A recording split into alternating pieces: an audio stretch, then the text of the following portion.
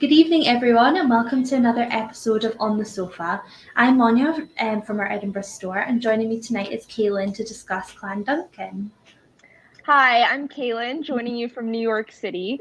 In addition to acting as Scotland Shop's resident clan researcher, I'm also a graduate student in history at Fordham University with a focus in Scottish history. So I absolutely love being able to immerse myself in it, both in my studies and at work.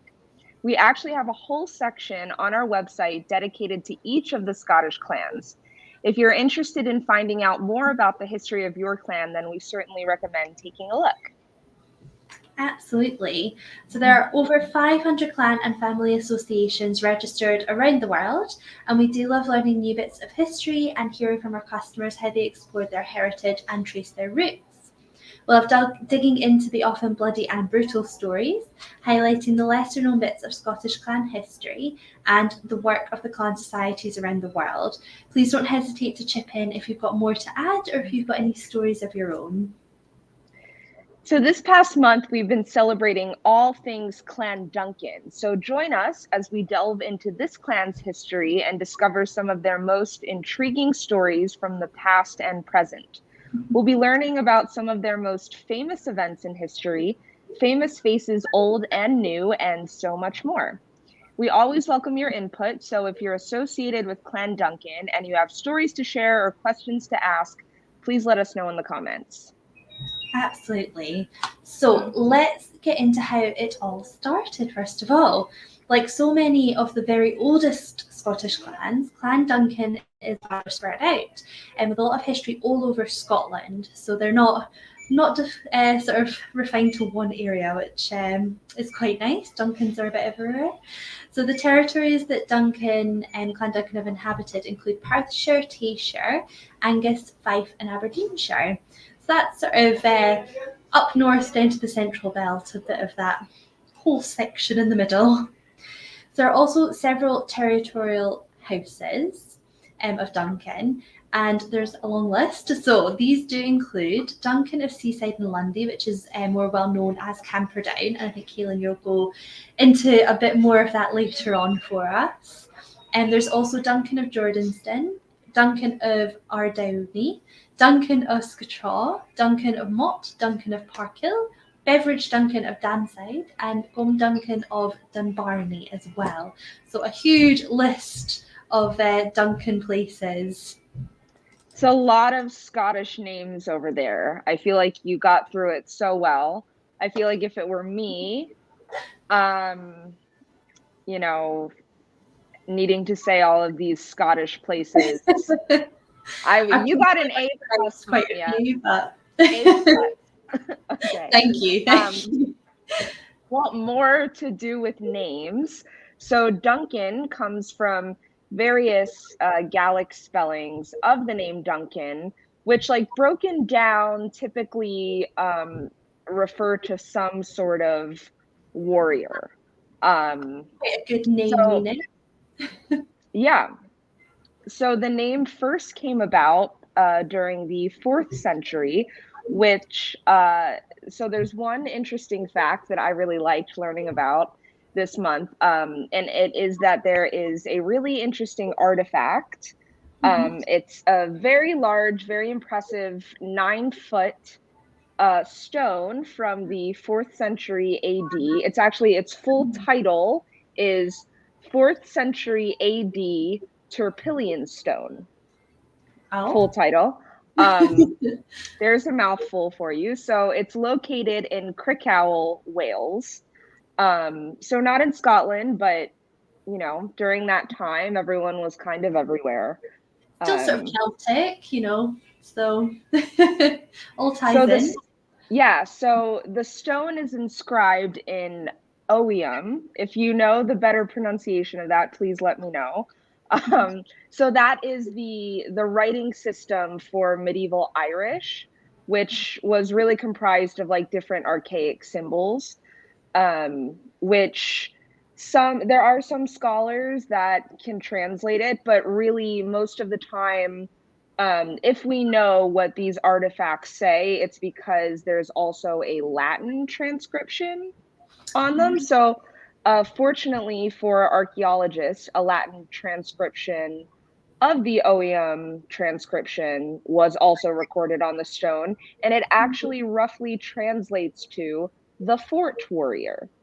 Oh, So wow. that's kind of, we have this medieval writing system that we can't really read, and we're finding that it was actually some kind of spelling of Duncan, meaning this fort warrior. So yeah, a very old name. Very cool that we have that artifact. Absolutely. And from so long ago as well. It's crazy. And in Wales, so it really shows like how spread out um this clan was. Yeah, definitely. I suppose if you go far back enough, then they've sort of moved around throughout the years. So Right. yeah, it's really interesting. Mm-hmm. So Clan Duncan is actually an armigerous clan, which means that the clan family or name is registered with the Court of the Lord Lion, but it does not currently have a recognised chief. However, the Clan Duncan Society is actually working on finding a modern day link to the last officially recognised chief, which dates back way back to around 1434. And that's sort of being done through a lot of genealogical efforts, a lot of hunting back, which, as you can imagine, records back then I think will have been a bit shaky. So it's probably taking an awful lot of work to find sort of where the clan chief line should be today. Right. But until then, the clan is being led by the territorial House Duncan of Scotraw. So they do have sort of a head of the clan, just not your traditional clan chief. Right. It reminds me of how, well, we think that that's really far back, and how can we possibly find like a modern day person that, is actually in line there? But then, we hear of all these people that are like apparently related to Robert the Bruce, That is who was true. alive during that time. So not impossible. No, absolutely. If you're the next chief of Clan Duncan, please stand up, Might like, get a phone call soon. You never know. yeah. So moving on to a famous Duncan place, as promised, Camperdown Park. Camperdown Park is a public park in the Camperdown area of Dundee, comprising the former grounds of Camperdown House, a 19th century mansion which once belonged to the Duncan clan. So they kind of have, this place has so many names. I found, if you look it up, Duncan House, Duncan Park, Duncan, all these things, but Camperdown Estate, Camperdown Country House, just like so many names. But today it is more known as a public park. And actually, before this, the Camperdown Estate was known as Lundy and was bought by Alexander Duncan in 1682. So from the 16th to the 19th centuries, members of the clan served as provost of Dundee and in other military positions, eventually resulting in a peerage as Viscount Dundee. So that's kind of how the estate developed. I don't think we're going to talk about, but Lundy was actually a castle, and it also today comprises of a famous kirkyard. And the very first Viscount Dundee is actually buried there. So in the 19th century, Robert II, Viscount Dundee, commissioned the house to be rebuilt in the Greek Revival style and renamed the estate Camperdown after his father's victory at the identically named battle against the Dutch in the late 18th century. So that first Viscount was very impressive. He was like a great, like iconic naval hero at this battle, Camperdown. So that's sort of what the Duncans had been in that area for quite a long time. That's kind of how everything evolved to be called Camperdown. And as you mentioned before, there's a branch or a territorial house of the clan that is known both as like Lundy and Camperdown. So cool. Yeah, absolutely. It's funny how it all sort of ties in together, doesn't it? When you trace it back. And there's actually the College of Art in Dundee, art and design, is called Duncan of Jordanson. So you've sort of got that link through Dundee, which actually, you know, the uni is still called that today, for the art and design departments, which, it's I didn't realise that that area had so much to do with the Duncans, but there you go. I forget the names of the brothers that owned the Jordanston estate. But they founded, or one of the brothers founded that. There's a museum there and everything. So yeah, it's really cool. Yeah, definitely worth looking, especially if you're a Duncan and looking into your family history. Then you should sort of check out some of these places. Yeah, for sure. I think. So let's move on to the crest next. And so there have actually been several crests used for various significant members of Clan Duncan, but we'll talk about the most well-known today, rather than sort of go through every single one of them. So the crest features a ship under sail, with the Latin motto, which means "learn to endure." So variations on the ship have been used for the Duncan crest throughout history, such as a distressed ship. So different kinds of ships going on there. The earliest version of this is thought to be a dismast version from 1672, representing William Duncan of Seaside. However, that crest is not actually recorded by the Line Register, so I suppose you could take that whichever way you want to, really. Yeah, there's so many. I think there's like, I don't know, maybe almost 10 or so variations of this like one clan crest with the ship. So it's definitely cool. They definitely have learned to endure. We'll say that. Choose your favorite and go from there. Yeah. Right. So going back to sort of different variations of the name Duncan, because there are a lot, especially in the Gaelic spelling, which Macarena is going to put on the screen some of these spellings here. So Duncan, as we said before, can be traced back to the early medieval period when Scotland and Ireland were actually connected through the kingdom of Dalriada. In fact, a Duncan ruled Dalriada along with Conall II. So we have two joint rulers, which is interesting within itself. And they ruled together from 650 to 654. He was ultimately defeated in the Battle of Strath Ethert and killed by Tailor, the king of the Picts. So, wow. Unfortunately, however, I think it's this really cool, we have some other royal Duncans throughout history, and it's actually really cool that during this period where Ireland and Scotland were very connected, we kind of have an Irish ruler and a Scottish ruler coming together. And of course, there are those pesky Picts coming in, but one of the famed rulers of this medieval kingdom. It's quite unusual to hear of two rulers.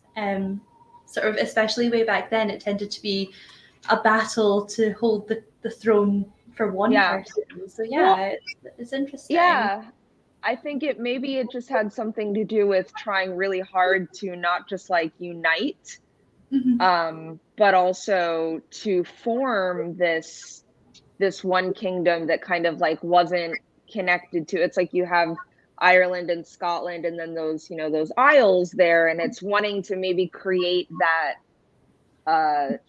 build strength in that one area. So even if that meant that there needed to be two rulers for a time.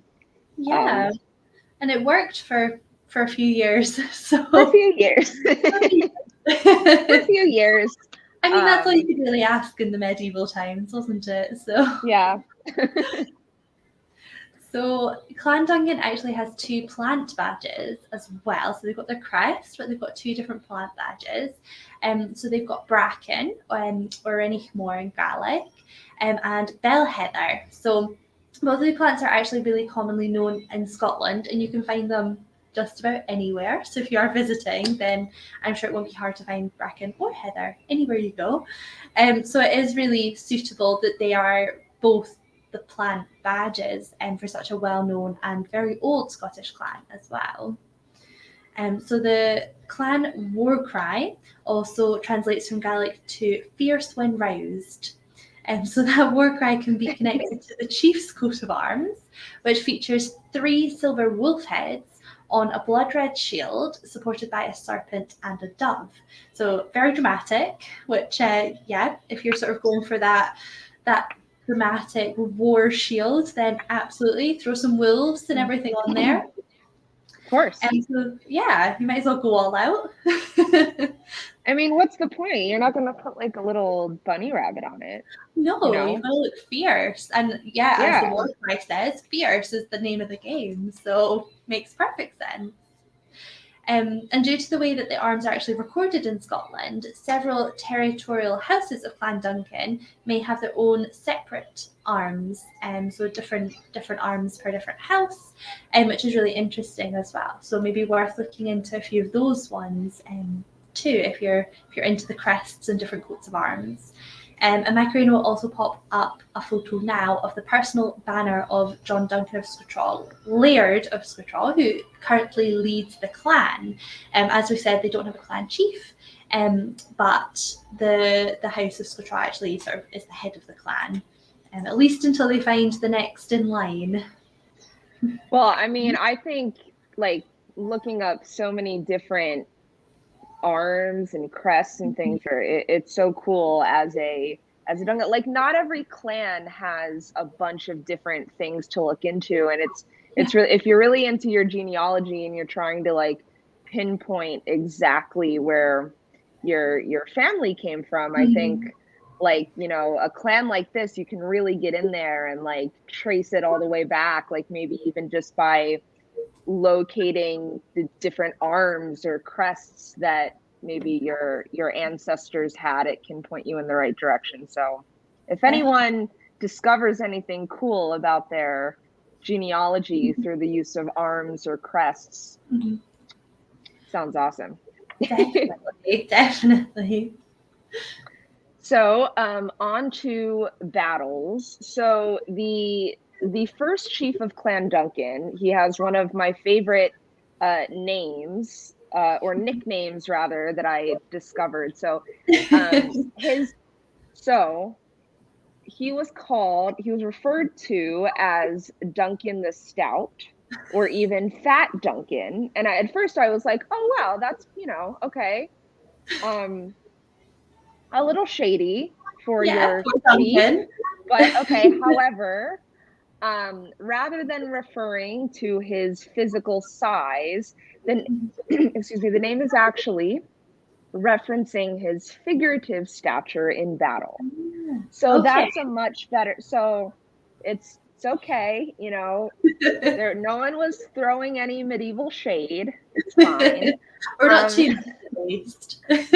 Right. So during the 14th century, Duncan the Stout was a great leader in battle for his clansmen, and he was also a close friend of the famous Robert the Bruce. He's always around, isn't he? He's always around. I would like to count how many of these, you know, Clan of the Month on the sofas we do where Robert the Bruce does not come up. I think very few. I'm going to go with 9. Yeah. He's just everywhere. And for good reason, though. For good reason. Great Scottish hero. Of course. So in 1314, Duncan the Stout led the clan in one of the most important Scottish battles of all time, the Battle of Bannockburn, of course. So in it, Clan Duncan helped secure a victory for the Scots over the army of King Edward II of England. And this was an important moment for Scotland during the First War of Scottish Independence. And, you know, it eventually helped secure Scotland's independence for some amount of time. So it didn't end the war, but it was, if Robert the Bruce had lost this battle, perhaps Scotland would not have gained independence for a while. So, we really have Duncan the Stout, Fat Duncan, to thank for that. So I good old applaud him. Duncan the Stout. Yes, good old Duncan the Stout. I can just imagine Battle of Bannockburn. It's like, here he comes, and it's like, oh, there's Duncan the Stout, like here, That's a good name. It is a good name. Yeah. It's great. Yeah, I mean, of all the nicknames I've heard through Scottish history, that is, like you, one of my favourites. So let's move on to one of the more scenic parts of our tour around the Scotland of Clan Duncan, because we've seemed to have been a bit of everywhere with the Duncans. So we're moving on to Loch Rannoch. So Loch Rannoch is a freshwater loch in Perth and Kinross, and was historically connected to Clan Duncan, with the clan having once inhabited the surrounding lands. So this is an ancient loch, which actually was part of the native Caledonia forest. So absolutely beautiful over there. And as such, it is part of the Loch Rannoch and Glenlyon National Scenic Area, which has been identified for protection against potentially harmful development. So it's going to stay beautiful, basically. So not to worry if you can't make it here. There'll be lots of beautiful places to visit still, nice and protected. So over the centuries, the loch and islands within have been the site of much historical intrigue. So for instance, our favourite Mary Queen of Scots had an intimidating fortress on an island in the loch demolished because of its threat to her and her crown. So must have been, a big deal for her to want to get rid of it to protect herself. Yeah. Over and up, on.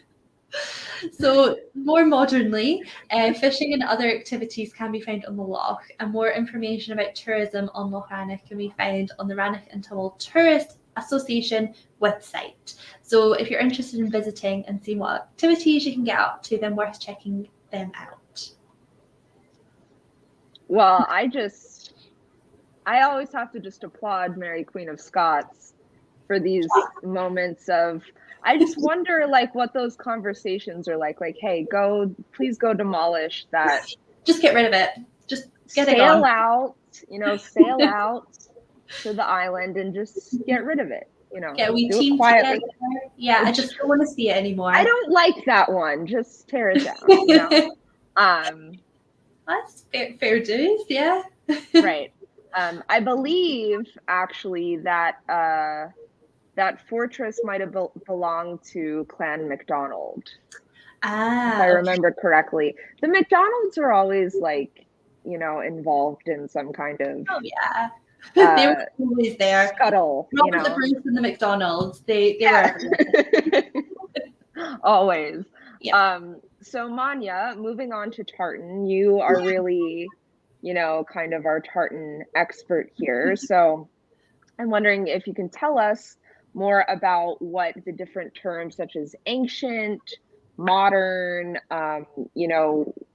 when people are choosing their tartans, it's, you flip through the book and you're like, okay, I knew I wanted a Duncan tartan, but I did not know that there were all these different variations for me to choose from. So can you tell us more about what those variations mean and what they might look like? Of course. So, like you say, there are the two main variations, the modern and the ancient. So before the 1860s, fabrics were generally just coloured with animal and vegetable dyes. So that tended to produce quite soft colours, which you'll usually find in the ancient tartans. The pattern on the set is the same across the different variations or at least of a single tartan. If you're like me and at McDonald's, you've got about 100 different variations to choose from. So for the Duncans, it's nice and simple, one set. And it's only then the shades or the tones that vary. So it was after 1860s that chemical dyes were introduced into Scotland and the UK in general. And they replace the natural animal and vegetable dyes because they're more consistent, and you could get brighter, deeper, darker, different colours basically. So it made more sense commercially. So that is where you get your modern tartans from. So the modern tends to be darker or bolder in the colours. So the Duncan tartan comes in two variations, the modern and the ancient, and they both feature quite different but both equally beautiful shades of green and a bit blue as well. So worth looking at those. I tend to find that people are either more of an ancient or more of a modern coloured person, so a lot of people have a strong preference on which they prefer. So worth looking and seeing what you think if you're a Duncan.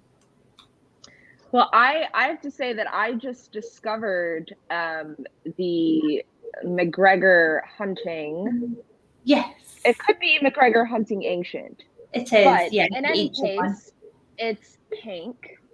And yes. I had no idea. So I'm saying this because, you know, you might, like, sometimes the tartans do look very different. Yeah. And pink is my favorite color, and I had no idea that, you know, my tartan could come in pink, and it does, and it's wonderful. So absolutely. So you've just got to get a whole heap of McGregor hunting ancient things now. Yeah, we'll just put it all. Whoa, we'll just put it all over the walls. Wallpaper with it. For sure. So let's move on to one of my favorite parts, our famous faces. Everyone knows that I love talking about our famous faces, and Robert the Bruce and the Jacobites and battles, and that pretty much covers what I love. So really, my favorite part here, I loved, you know, I'll let everyone guess. I'm sure it's very obvious. I loved learning about Duncan the First, King of Scots. I said before that there were some other royal Duncans, and this is a very famous one. However, he's famous really because of Shakespeare writing him into his famous play Macbeth. So we're going to get a wee bit of Shakespeare here as well, which I also love. It doesn't happen very often. So historians aren't quite sure of Duncan's exact lineage in terms of, you know, I guess like how he came to be king. There are a couple different theories and arguments for it. But the important thing for you to remember is that Duncan wasn't quite as he was portrayed in Shakespeare's Macbeth. So he ruled Scotland from 1034 to 1040, and he was nicknamed the diseased or the sick, which is actually true. That was in line with Shakespeare's version of him, except in Macbeth, Duncan's sickness is kind of more the result of his old age, or it's all made part of him. Like, he's really portrayed as this kind of old man, where in reality, Duncan was a young man when he took the throne. So I'm kind of interested then, like, what it is that he was so sick with. Yeah. But so the other main thing that really Shakespeare did get right is that he was certainly killed by Macbeth. So spoiler alert if you haven't read the play. But yes, he was killed by Macbeth, or by, you know, Macbeth's side, his men. So, you know, it's really cool. I wonder if we would really know as much about Duncan as we do if Shakespeare hadn't sort of, you know, made him a leading character in his play, because it seems like historians don't know a ton about him, and perhaps they wouldn't have really searched as much, if not for Shakespeare. So Monja, do you know what Duncan's most famous line is? I don't actually. Okay. I studied Hamlet rather than Macbeth, which is a bit disappointing now. No, it is. Yeah, to tell me. Well, yeah, I'm going to tell you. So So well thy words became thee as thy wounds, they smack of honor both. Very nice. So we'll just leave it out there. You know, Little bit of Shakespeare. Little bit of Shakespeare. But those are you know, King Duncan's famous lines in Macbeth. Amazing. Yeah. And yeah, well, it's obviously the Scottish play, so needs to be brought up at some point. It is the Scottish play. Am I in trouble for saying it? No, you just can't say it if you're on stage. In a theater. If you're on stage, right? Okay. Yeah, it's bad luck in the theater, but I think we're okay in the general. Okay. Yeah. It's only a little bit of theater going on here. Yeah, nothing too much. Too much. We'll be okay. Yeah. So who was your favorite Duncan, Monja? So mine's a little bit more modern. So I actually found it really interesting learning about a golfer this month even. So George Duncan was a Scottish golfer born in 1883 in Aberdeenshire, up north in Scotland. So he became a prominent professional golfer, and his path wasn't exactly perfectly paved as he went through stints of carpentry and footballing before becoming a fast-paced player, which is what he was known as. And if you've ever played golf, you might not typically think to refer to it as a fast-paced game, but that is how he was. So that's what makes him cool. Yeah, I mean, I think that should be a thing with speed golf. You got to, speed round. I think it'd be quite entertaining. Yeah. So basically, his way of successfully hitting the ball was to do it without pause or practice, and it stunned and gained the admiration of golfers and golf lovers alike. So I can imagine that being quite entertaining from sort of your standard to seeing this amazing golfer just come in. Yeah, because normally they go up and you you do like practice swings and you look at it as if you're doing some kind of like mathematical calculation. And apparently he just went up there and just like, okay, off we go. But it worked. Yeah, love that. If he found his literal swing, then go for it. So he did eventually actually become known as the Pros Pro after beginning to teach his swing analysis to other professionals. So he was sort of top of the game. And he won the first post-World War Open Championship in 1920, during which he had what is now considered to be one of the greatest comebacks of all time. So if you're a golf fan, then he's one you should really know about. Yeah. Well, I don't know. I'm sure that you in Scotland know more about golf than I do, although it's popular here as well. But I know more about golf than golf. So well, George Duncan sounds incredible. I wonder how much of it was really an analysis and how much of it was just luck, blind, just like being very confident and just, I don't know, having a good swing. Yeah. Absolutely. So since we announced we would be celebrating Clan Duncan, so many of our customers have gotten in touch to share their Duncan stories with us, which we absolutely love to read. So Monja, can you start us off with our first story? Of course. So our first story is from Sophie, who actually wrote into us, and Sophie was married just last year in 2021, so congratulations to Sophie, and she wanted to incorporate her new husband Duncan's heritage into the wedding.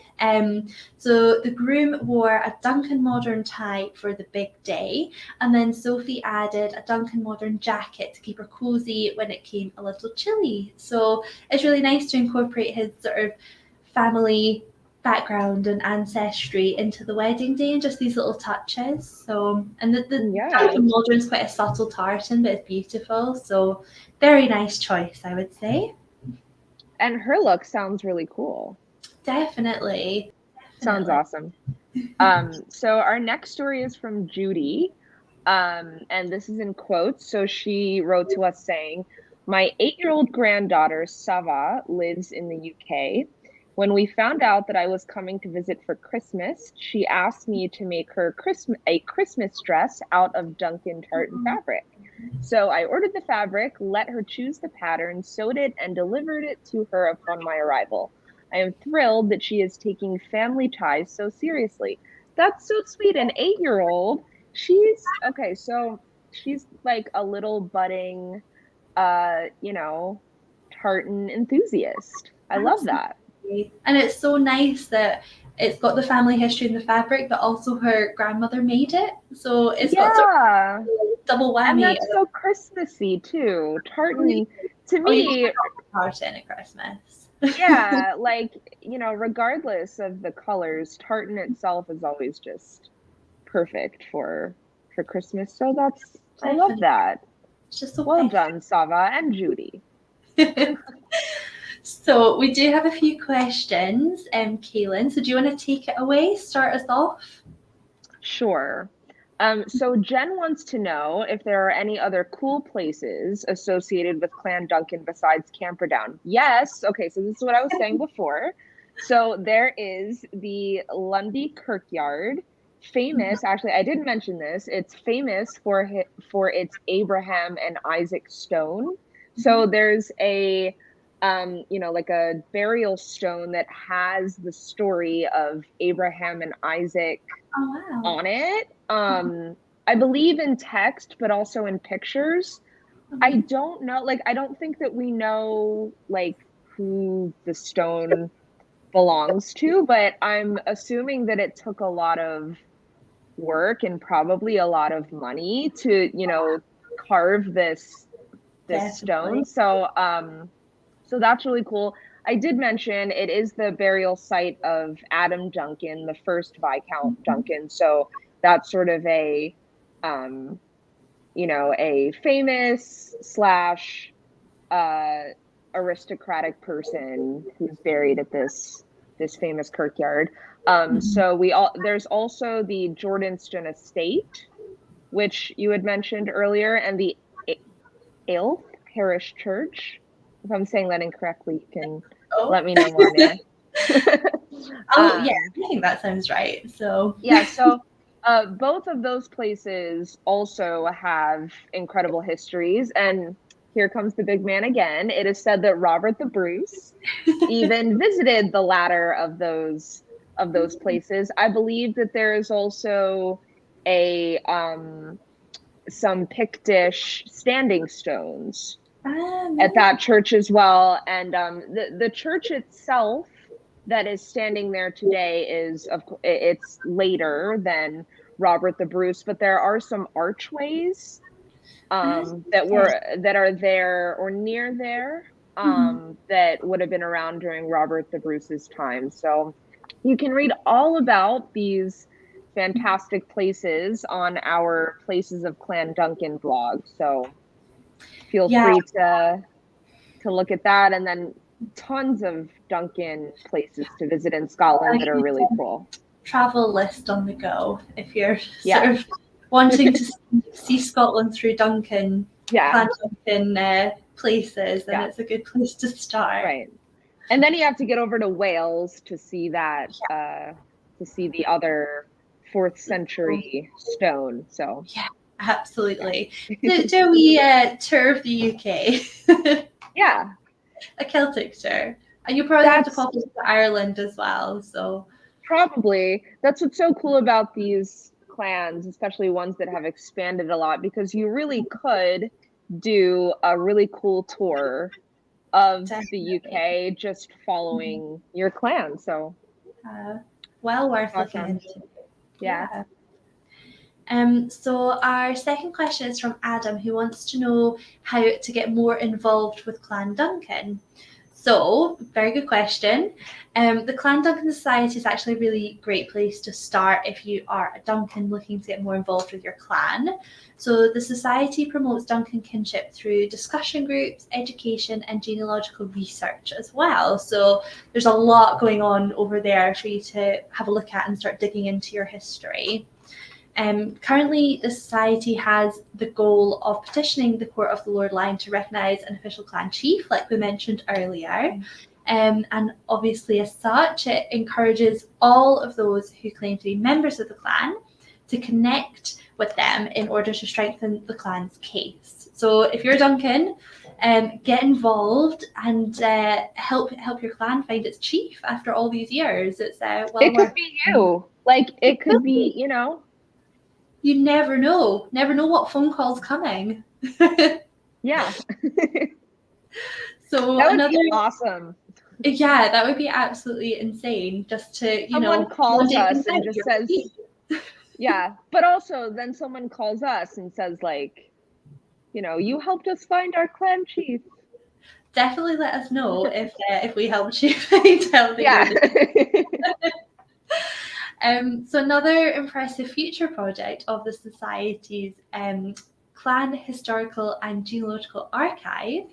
So that actually aims to collect, preserve, and disseminate literary, historical, and educational materials pertaining to Clan Duncan, its members, and Scotland. So again, that is something that will be absolutely amazing to get involved with, have a look. Again, you'll probably find out a lot about the clan that, you know, has maybe been lost or hidden away. So it'd be really nice to see all these things sort of coming out, and people can research and find out how far back they go, which is really exciting. And even just, you know, family members sending in, you know, copies of documents and things could actually help someone else discover something about their family. So, and some of our customer stories, that sort of, you know, people have said that they found cousins or, you know, other family members that they had no idea existed. So, you know, you never know who's out there waiting to get in touch with you. So, and that's what we're really aiming to do here, is bring all of our clan members together. So, absolutely.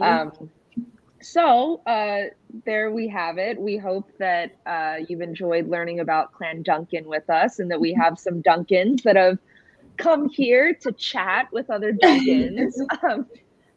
And Robert the Bruce. Of course. He's always around. He's always there, just in the back. Likes to get involved.